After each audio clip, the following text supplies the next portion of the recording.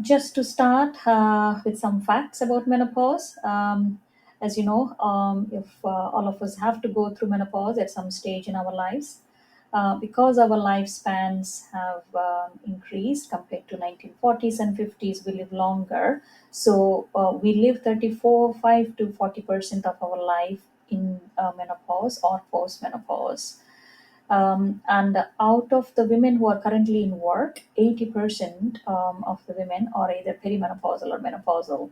So that's the workforce, and it affects every person who is going through the change in some way or the other.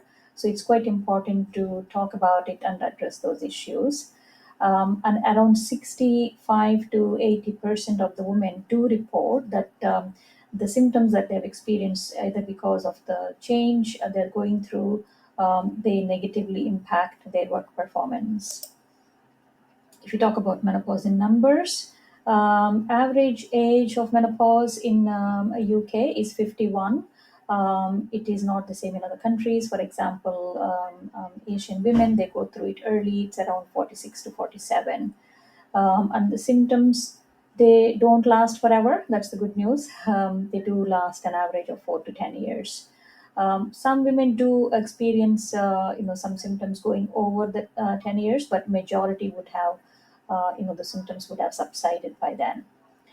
As I said, one third of the population currently who women in UK are affected. So that's the scale of things. And I was just wondering whether you knew that it lasts years, not months. Again, I would start with the very basic.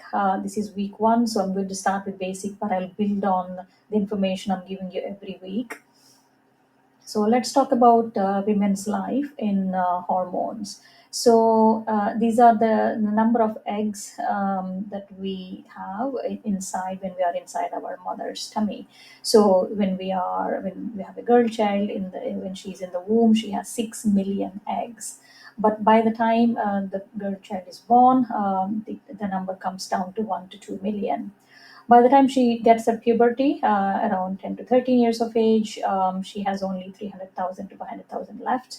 So as you see, the number is falling quite drastically, quite rapidly. And by the time woman reaches 30 years of age, there's only like 25 to 27,000 eggs left. So that's why it's hard to conceive as we grow older. And in 40s, there's only like up to 10,000 eggs left. So the chances of conceiving are very few because the eggs are drying up. In the last year, which is called perimenopausal phase, there may be as little as 1,000 eggs left in your ovary. Looking at our natural cycle, so this is a monthly cycle. I'm starting with day one as the day one of your period. And if somebody has an ideal 28-day cycle, this is how it looks. So the first half of the cycle, there is estrogen dominance, as you can see, and the second half of the cycle, there is progesterone dominance. So these are the two main female hormones that are produced from the ovaries, obviously from the signals from the brain. There are other sources of these hormones, but for the time being, we'll stick to the ovaries being the main source. Um, and you can see the graph. So there is like a nice wave that happens, like nice dance that happens between the two hormones, estrogen and progesterone. One goes up, the other is low, one goes low, the other one goes up. So that's like a synchronized dance that happens every month. Why are these hormones important? What does estrogen do? Each and every part of our body has estrogen receptors, so the hormone has action not only on our ovaries to produce eggs to prepare for conception, but also it has effects on each and every part of the body because there are receptors including skin, bones, brain, heart, liver, as you can see. So lack of estrogen, which happens around perimenopause and menopause, is not only going to affect us conceiving. Obviously, that's obvious, but it has effects on everything, including, for example, brain, how your body adjusts to temperature, memory function, libido. On the heart side of things, how the cholesterol is metabolized, bone strength, skin loss of elasticity. So all of these things are markedly noticeable if there is not enough estrogen, which happens to every woman after a certain age. The second hormone, progesterone, again, that has got lots of function. It produces calming effects in the brain. It supports the bone strength. It boosts the reproduction. It prepares the womb for a pregnancy every month. That happens where it um, is making the endometrial thickness change for the pregnancy. It has got anti-inflammatory properties and controls the blood pressure. So when you look at our life in hormones, so if you look at the bottom of the graph, there is since birth, there is, if the blue and the orange lines are the hormones, estrogen and progesterone. As you can see in our fertile years, like from 20s to late 30s, the levels of estrogen and progesterone are high and also they are stable.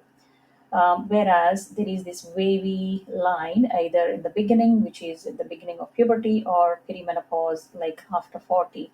So that's why the hormone fluctuations are more severe and more noticeable, both in the beginning and then later on.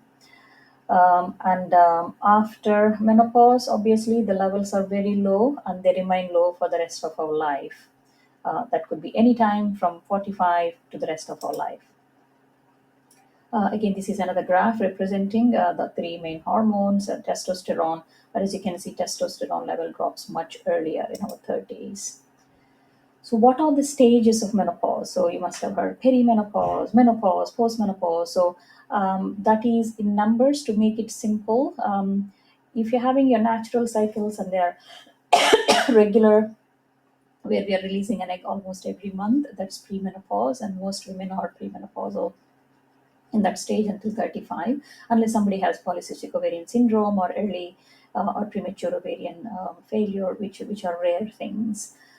Otherwise, the transition where the hormones start to go down happens from the age of 40. So there could be undulation where one day it could be low, the other day it could be high, and it's all over the place.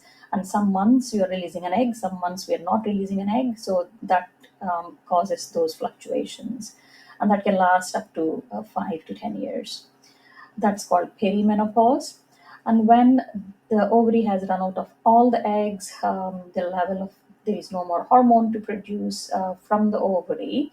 So the only source of hormone for estrogen mainly comes from the fat cells in our body. So that's where the levels remain stable and very low, and that's for the rest of the life. And that's called postmenopause. So that's any time from the age of 50.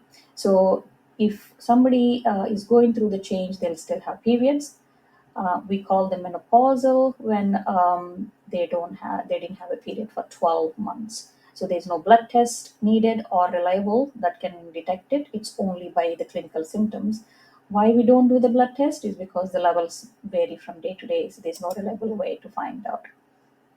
And while going through the change, as you know, the road is not very smooth. It's very tough because everybody has different symptoms. It's like I feel that menopause is like a thumbprint. Everybody's thumbprint is unique, and so is the menopause journey, and so are the symptoms. These are the common symptoms, but there is no tick box to say that these are the only symptoms. Anything can be a menopausal symptom. Anything can't be ruled out to be because of that.